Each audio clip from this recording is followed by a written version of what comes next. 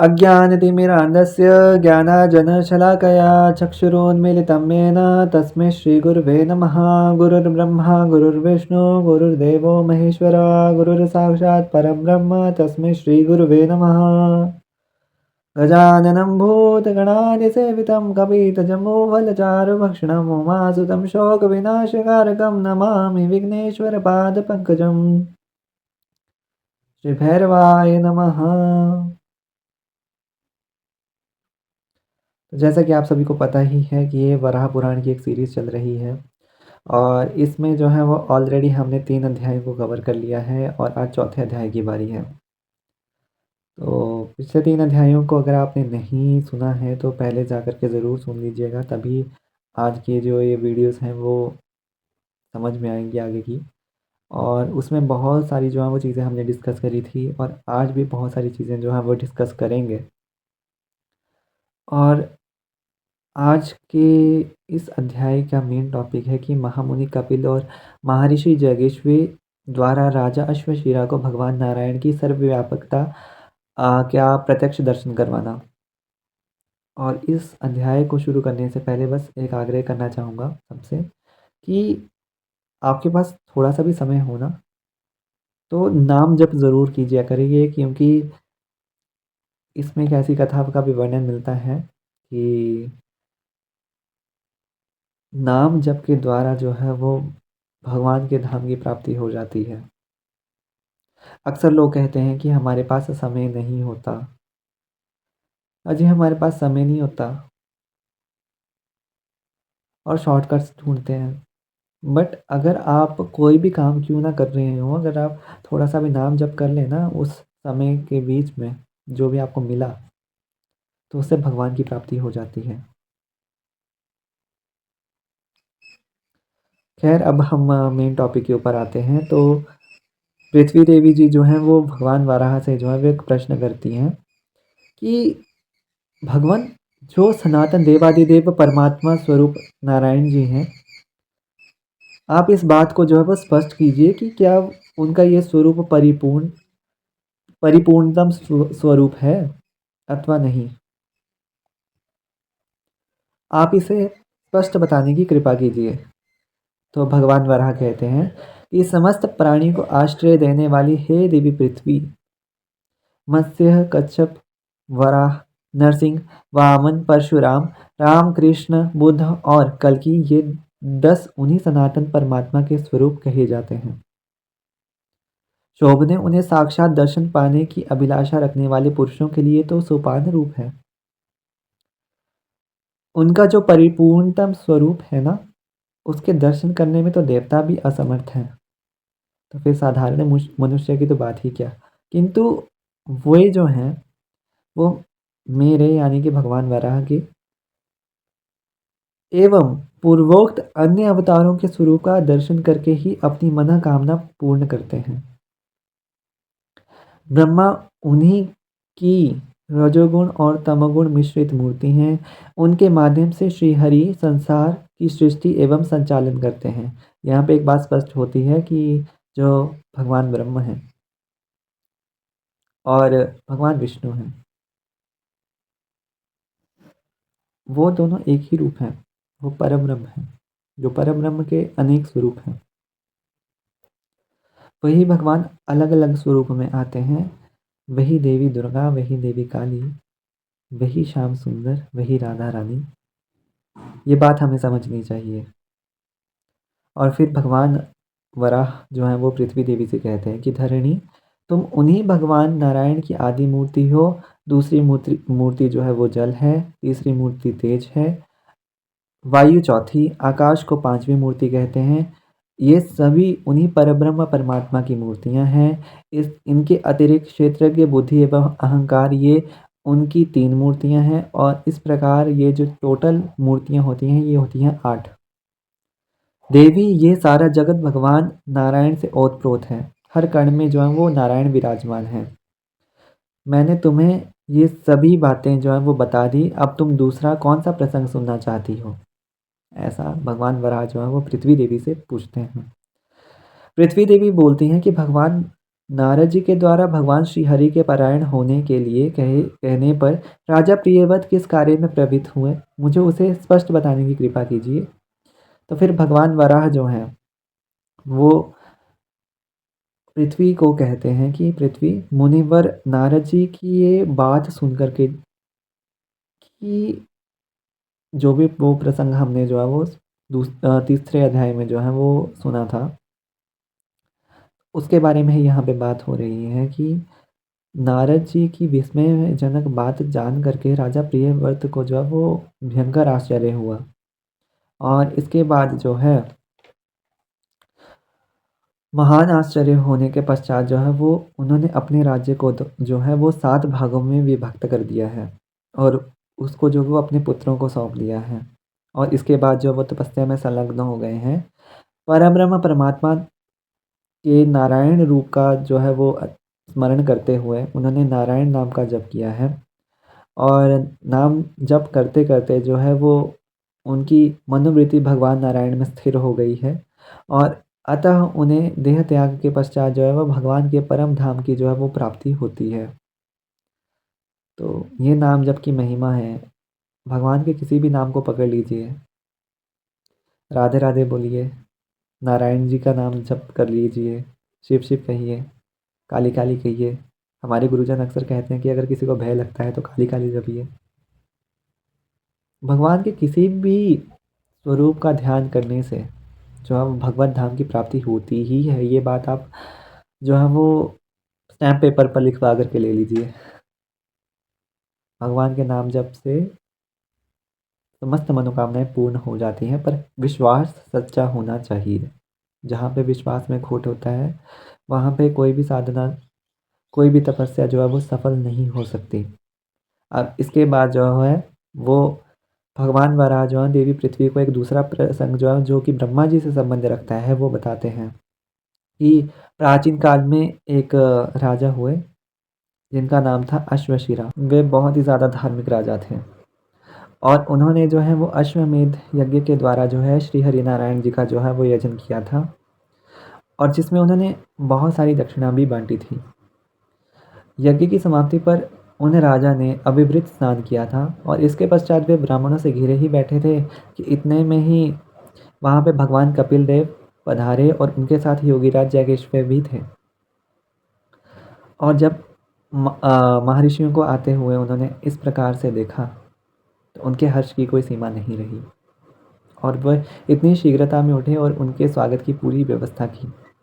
और इसके पश्चात जो है वो दोनों योगी जन जो हैं वो एक आसन पे विराजमान जैसे ही हुए तो महापराक्रमी राजा अश्वशिरा ने उनकी ओर देख करके पूछा कि आप दोनों अत्यंत तीक्ष्ण बुद्धि वाले हैं और योगियों के आचार्य हैं और योग के आचार्य हैं, तो आप कृपा पूर्वक स्वयं यहाँ अपनी इच्छा से आकर के मुझे दर्शन दिया है। आप मनुष्यों में श्रेष्ठ ब्राह्मण देवता हैं। आप दोनों मेरे इस संशय का समाधान करें कि नारायण जी की मैं आराधना कैसे करूं, क्योंकि नारायण जी में उनकी अटूट आस्था थी, अटूट श्रद्धा थी। तो उन्होंने यही प्रश्न किया कि उनकी आराधना कैसे की जाए। तो दोनों ऋषियों ने राजन से पूछा कि हे राजन, कि तुम नारायण किसे कहते हो? हम दो नारायण तुम्हारे सामने प्रत्यक्ष रूप में बैठे हैं।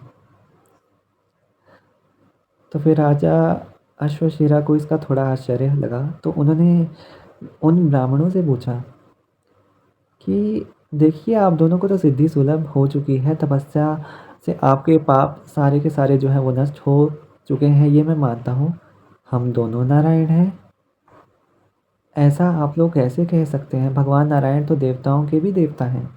शंख चक्र गदा उनकी भुजाएं अलंकृत रहती हैं और गदा से उनकी जो भुजाएं हैं वो अलंकृत रहती हैं। वे पीताम्बर धारण करते हैं, गरुड़ उनका वाहन है। भला संसार में उनकी समानता कौन कर सकता है? उनके समान कौन है? तो भगवान वराह कहते हैं कि कपिल और जगेश्वर ये दोनों ऋषियों कठोर व्रत का पालन करने वाले थे और ये बहुत तपस्वी जो है वो एक तरह से ऋषि हुए हैं। और वे राजा अश्वशिरा की बात सुनकर के थोड़े हंसे। फिर उसके बाद बोले, राजन तुम विष्णु का दर्शन करो। इस प्रकार कह करके कपिल जी ने उसी क्षण जो है वो भगवान विष्णु का रूप धारण कर लिया और वो विष्णु जी बन गए हैं। और महर्षि जगेश्वर जो हैं वो उन्होंने गरुड़ का रूप धारण कर लिया। अब तो उस समय राजाओं के समूह में हाहाकार मच गया। गरुड़ वाहन सनातन भगवान नारायण को देकर के महान यशस्वी राजा अश्वशिरा हाथ जोड़ कर कहने लगे, विप्रवरों आप दोनों शांत हो। भगवान विष्णु ऐसे नहीं हैं जिनकी नाभि से उत्पन्न कमल पर प्रकट होकर के ब्रह्मा अपने रूप से विराजते हैं, वह रूप परम प्रभु भगवान विष्णु का है। अब इस बात के ऊपर जो है वो कपिल एवं जगेश्वर ऋषि ये दोनों मुनियों में श्रेष्ठ थे। और जो राजा अश्वशिरा की उक्त बात सुनकर के उन्होंने योगमाया का विस्तार कर दिया। अब कपिल देव पद्मनाभ विष्णु के तथा जगेश्वर प्रजापति ब्रह्मा के रूप में परिणित हो गए और कमल के ऊपर ब्रह्मा जी सुशोभित होने लगे और उनके श्री विग्रह से काल अग्नि तुल्य लाल नेत्रों वाले परम तेजस्वी रुद्र का प्राकट्य हो रहा है। ऐसा जो है वो उन राजा को दिख रहा है। फिर राजा ने सोचा, हो ना हो ये योगेश्वरियों की, ये जो मुनि हैं या योगेश्वरों की ही माया है, क्योंकि जगदीश्वर इस प्रकार सहज ही दृष्टिगोचर नहीं हो सकते। वे सर्वशक्तिमान हैं जिनके दर्शन जो है वो देवताओं के लिए भी दुर्लभ हैं। ऐसा कैसे हो सकता है कि वो मेरे सामने हो? पक्का हो ना हो, इन्हीं दो मुनियों की माया है। भूत प्राणियों को धारण करने वाली पृथ्वी राजा अश्वशिरा अपनी सभा में इस प्रकार कह ही रहे थे उनकी बात समाप्त होते न होते खटमल मच्छर जूम भौरे पशु पक्षी घोड़े गाय ये सारे के सारे जो है वो उस समय वहां पे आ गए और वन्य पशु भी आ गए। राजभवनों में इसके चारों ओर दिखाई पड़ने लगे। उस समय झुंड प्राणियों के समूह देकर के राजा की आश्चर्य की कोई सीमा नहीं रही। राजा अश्वशिरा ये विचार करने में लगे, अब मुझे क्या करना चाहिए। इतने में ही सारी की सारी बातें उनकी समझ में आ गई। अहो ये तो परम बुद्धिमान कपिल और जगेश्वर मुनि का ही महात्म्य है। फिर तो राजा अश्वशिरा ने हाथ जोड़ करके उन ऋषियों से भक्तिपूर्वक कहा और पूछा, विप्रवरों ये क्या प्रपंच हो रहा है, मुझे समझाने की कृपा कीजिए, ऐसा क्यों हो रहा है। तो कपिल और जागेश्वर ऋषि ने जो है वो फिर राजा को समझाया है कि राजन हम दोनों तुम्हारे प्रश्न का उत्तर ही दे रहे हैं कि भगवान श्री हरि की आराधना एवं उनको प्राप्त करने का क्या विधान है। तुमने ही हमसे प्रश्न पूछा था तो उसका उत्तर जो है वो हमने तुम्हें यहाँ पे दिया है महाराज, इसलिए हम लोगों ने ये दृश्य दिखलाया है। राजन सर्वज्ञ भगवान श्रीहरि की त्रिगुणात्मिका सृष्टि है जो तुम्हें दृष्टिगोचर हुई है। भगवान नारायण एक ही हैं, वे अपनी इच्छा अनुसार अनेक रूप धारण करते हैं। किसी काल में जब वे अपनी अनंत तेजो राशि आत्मसात करके सौम्य रूप से सुशोभित होते हैं तभी मनुष्यों को उनकी झांकी प्राप्त होती है। अतएव उन नारायण की अव्यक्त रूप से आराधना सद्य फलवती नहीं हो पाती। वे जगत प्रभु परमात्मा सबके शरीर में विराजमान है। ये बात हमें भी समझनी चाहिए यहाँ पे कि हर किसी के शरीर में, हर पुराणी के अंदर जो है वो वही नारायण विराजमान है। वे जगत प्रभु परमात्मा ही सबके शरीर में विराजमान है। भक्ति का उदय होने पर शरीर में ही उन परमात्मा का दर्शन हो सकता है। वे परमात्मा किसी स्थान विशेष में नहीं रहते, ऐसी बात नहीं है। और दूसरी बात यह है कि वो किसी पर्टिकुलर स्थान पे ही रहते हैं, ऐसी बात भी नहीं है। वो तो कण कण में विराजमान है, ऐसी बात समझनी चाहिए। वे तो सर्वव्यापक हैं। और ये जो तुम्हें दृश्य दिखाया गया है, फिर राजा सहसा वो कहते हैं, वो दोनों मुनि, कि ये जो तुम्हें दृश्य दिखाया इसका प्रयोजन ये है कि भगवान की सर्वव्यापकता पर तुम्हारी आस्था दृढ़ हो जाए। राजन इसी प्रकार तुम्हारे इन मंत्रियों एवं सेवकों के सभी के शरीर में जो है वो भगवान श्री हरि ही विराजमान है। राजन हमने जो देवता एवं कीट पशुओं के समूह तुमको अभी दिखाए वे सब के सब विष्णु के रूप हैं। केवल अपनी भावना को दृढ़ करने की आवश्यकता है, क्योंकि भगवान श्री हरि जो है वो सब सब में व्याप्त हैं। उनके समान कोई दूसरा नहीं है, ऐसी भावना से उन श्री हरि की सेवा करनी चाहिए। ऐसा जो है वो दोनों मुनि जो हैं वो राजन को बताते हैं।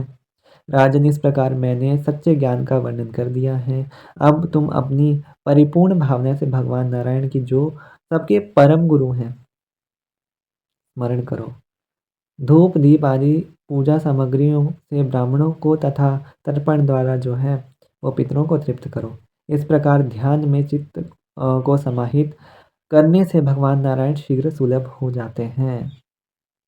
बहुत सुंदर बात है यहाँ पे इस पुराण में सुनने को देखने को मिलती है कि केवल भगवान का जो है वो सभी जीवों में वास है, ऐसा सोच करके अगर हम उन्हें प्रणाम करते हैं तो वो भगवान की सेवा हो जाती है। और दूसरी बात ये भी है कि हर जीव के अंदर भगवान है। आपके अंदर भी भगवान है, मेरे अंदर भी भगवान है। ऐसी हमें भावना करनी चाहिए। इससे समस्त जो पूजाओं का फल है वो हमें प्राप्त होता है, इसमें कोई दो राय नहीं है। खैर, यहीं पे जो है वो हमारा ये अध्याय संपन्न होता है। बात करेंगे अगले अध्याय में। तब तक के लिए इतनी सी प्रार्थना करना चाहूँगा कि नाम जप ज़रूर कीजिए और सबके अंदर भगवान है ऐसा देखने का प्रयास कीजिए। जय माँ, जय गुरुदेव।